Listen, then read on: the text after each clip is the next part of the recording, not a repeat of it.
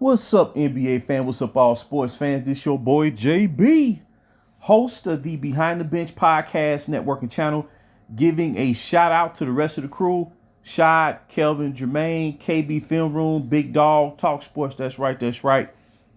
Everyone who's tuning in, we thank you for supporting Behind the Bench, subscribing to the channel, making this show the best that it can be. Now, this is. I was just thinking today, basketball or whatnot, football is here.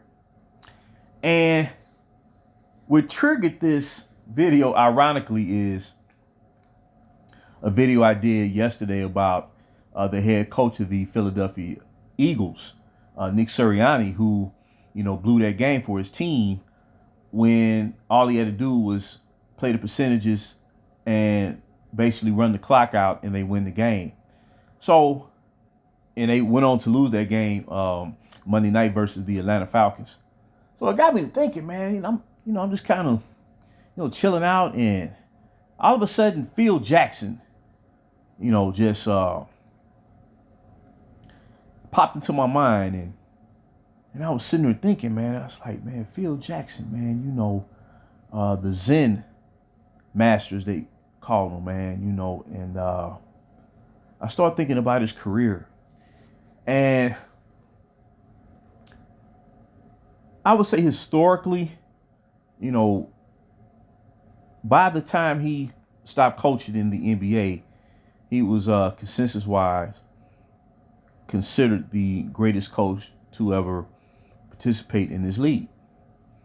And since then, there's been a lot of back and forth, a lot of debate as to who's the greatest coach. Surely, the late Red Auerbach, who was the famed coach of the Boston Celtics, who led them to that dynasty during the 1960s. Greg Popovich is often brought up as he has led San Antonio Spurs to 5 NBA championships. And then you have other standout coaches such as Pat Riley, leader of Showtime, the Miami Heat, 5 championships under his helm. Chuck Daly, Lenny Wilkins. We can go on it. Rudy Tomjanovich. Some of the best coaches in the league right now. Mike Malone, Eric Spoelstra. And Billy Cunningham was a great coach too during the Dr. J years, Philadelphia 76ers. Bill Fitch, Casey Jones. I mean, we can go on and on.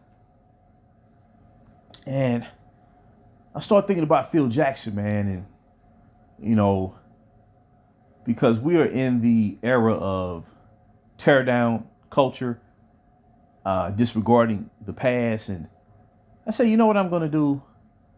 I'm going to give props to Phil Jackson, because if you look back at his career, nothing was given to him as far as his coaching career.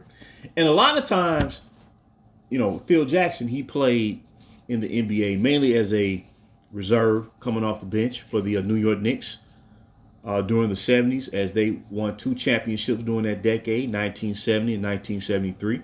Phil Jackson was a part of those championship teams. And he was an understudy. He learned under, another great coach, Red Holzman. How can I forget Red Holzman? And he learned under him. And eventually he was encouraged to pursue a career in coaching. And he will start his actual coaching career. I just read up on it. He was an assistant coach for the then New Jersey Nets. And then he was given his first head coaching job in the CBA, the Albany Patroons, who he helped lead to a CBA title. Then he had coaching stints leading a professional team in Puerto Rico. So Phil Jackson had to pay his dues. It was nothing given to him freely. He had to earn it. And a lot of times, man, the stars line up. And he was brought on to be an assistant coach with the Chicago Bulls, as everybody may know who followed the NBA then. He was an assistant coach to then head coach Doug Collins. And Doug Collins was a good coach. Good coach, you know what I'm saying? But a lot of times you wind up needing that coach that can eventually get you over the hump and lead your team to a championship. And that's the hardest step to take. That final step to reaching championship level, that's the hardest step to take. So Phil Jackson takes over the helm, and he gets to coach Michael Jordan, Scottie Pippen, Horace Grant, and he helped guide them to become champions for the first time, and eventually, create a dynasty, a championship run of their own during the 90s, as they won 6 championships in 8 seasons. And really, arguably, could have been 8 straight if Michael Jordan hadn't retired in 1993 to go play baseball. And then eventually he would go on to coach the Los Angeles Lakers and Kobe Bryant, the late great Kobe Bryant and Shaquille O'Neal, and later on Paul Gasol, Derek Fisher and the like, Robert Horry, Rick Fox, Lamar Odom. And he would go on to win 5 more championships. So he retired as the all-time leader in championship as a head coach with 11. And then you have Red Auerbach with 9, and then Greg Popovich and Pat Riley are tied with 5, And there's always this conversation, did Phil Jackson only win because of who he had, playing for him? And that sounds good. And I'll be honest, as following the NBA during the 90s, and when Michael Jordan initially retired, then to go play baseball, many people thought that Chicago Bulls was gonna fall flat, and basically at best be an average team. But under his guidance and leadership as head coach, he helped the Bulls, win 55 games during the 93-94 season. And I was stunned. I was shocked, but I had to give him props at that point. And he figured out a way to compensate for the loss of Jordan. So he generated a strategy where they had become even more defensive oriented than ever before. So the strategy was to limit the opponent as far as total possessions per game to maximize the opportunity to win. And it worked. He slowed down the pace of the game, and their offense was not as productive, but the other team's offense was not productive. And to do that, when Michael Jordan retired, the best player in the game, bar none, and to win 55 games, that shocked the NBA world. So what I'm getting at is, it hit me, and it never really crossed my mind until today as to what made Phil Jackson great. Because, like I said, the conversation is, a great coach always had great players. But it's easy to say that. But when you go through the steps, when you go through the attrition, the wars, and the struggle, you experience that journey together. Well, the coach and the player and the team become one unit. So what I'm trying to say is Phil Jackson earned his reputation as an all-time great coach, and it hit me why. And this is deep. To me, is he the greatest NBA coach? I'm going to say yes. And it's close. Like I said, Red Auerbach, he led Boston to 9 championships. 9 championships in the 60s. And, prior to Phil Jackson, he was often considered the greatest coach in league history. And like I said, you had, outstanding coaches that followed Red Holzman, Pat Riley, Bill Fitch. Bill Fitch was a coach who his expertise was getting the best out of a lesser talent, per se. That was his expertise. And Lenny Wilkins, at the time of his retirement, he was all-time leader in total wins as a coach upon his retirement. Since then, Greg Popovich took over that mark. And like I said, Billy Cunningham, Don Nelson was an all-time great coach. Dick Motta, people may not be familiar with him. He used to coach he was most known for coaching the Dallas Mavericks during the late 80s. Doug Moe, to me, he was the funniest coach ever for the Denver Nuggets, but he was a good coach. But it hit me today. And as simple as this, the reason why Phil Jackson became the greatest coach is because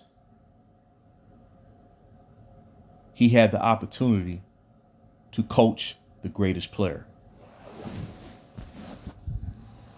That's what made him the greatest coach. He got to coach Michael Jordan as the head coach from 1989 up until 1998. So basically, we're going to say a decade or 10 years. But technically, 8. But we're going to say throughout the Bulls' ascension to the top in their championship run, we'll say 10. He became the greatest coach by coaching the greatest player. Coaching the greatest player is what ultimately led him to become the greatest coach. So what I'm saying is, when you coach a player like that, and to understand how to get the best out of him, and what I mean by that is